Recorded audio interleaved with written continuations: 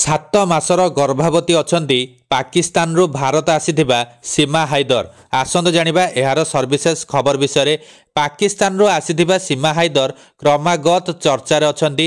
ପ୍ରଥମେ ସଚିନ ସୀମାଙ୍କ ସହ ପ୍ରେମ, ତାପରେ ବେଆଇନ ଭାବେ ଭାରତରେ ପ୍ରବେଶ ଏବଂ ଏହାପରେ ପାକିସ୍ତାନ ଏଜେଣ୍ଟ ସନ୍ଦେହରେ STSର ଯାଞ୍ଚରେ ସୀମା ଛନ୍ଦି ହୋଇଯାଇଥିଲେ। ଏସବୁ ଚର୍ଚ୍ଚା ଥମିବା ପରେ ସୀମା ୟୁଟ୍ୟୁବରେ ବ୍ଲଗ କରି ଚର୍ଚ୍ଚାକୁ ଆସିଥିଲେ। ଅନେକ ସମୟରେ ସେ ସଚିନଙ୍କ ପରିବାର ସହ ବ୍ଲଗ କରୁଥିବା ଦେଖାଯାଏ। ନିଜର ବ୍ଲଗ ମାଧ୍ୟମରେ ସେ ଏଭଳି କିଛି କରିଥାନ୍ତି ବା କହିଥାନ୍ତି ଯାହାକୁ ନେଇ ଖୁବ୍ ଚର୍ଚ୍ଚା ହୁଏ।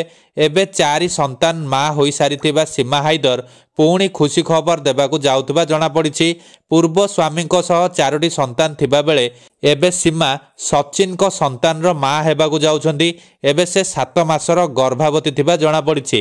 ଗ୍ରେଟର ନୋଇଡାରେ ସଚିନଙ୍କ ସହ ରହୁଥିବା ସୀମା ନିଜ ୟୁଟ୍ୟୁବ ଭିଡ଼ିଓରେ ଏହି ଘୋଷଣା କରିଛନ୍ତି। ଭିଡ଼ିଓରେ ଦେଖାଯାଉଛି ଯେ ସୀମା ମୁଣ୍ଡ ବୁଲାଇବା ଓ ବାନ୍ତି ହେବା ଭଳି ଲାଗୁଥିବା କହୁଛନ୍ତି। ଏହାପରେ ଏକ ପରୀକ୍ଷା କିଟ୍ ନେଇ ଗର୍ଭବତୀ ଅଛନ୍ତି କି ନାହିଁ ତାହାର ପରୀକ୍ଷା କରୁଛନ୍ତି।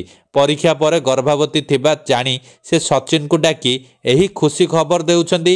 ତେବେ ସୀମା 7 ମାସର ଗର୍ଭବତୀ ଥିବାବେଳେ ୟୁଟ୍ୟୁବରେ ଘୋଷଣା କରିବାକୁ ସେ ଏଭଳି ଢଙ୍ଗରେ ପରୀକ୍ଷା କରିଥିବା ସାମ୍ନାକୁ ଆସିଛି।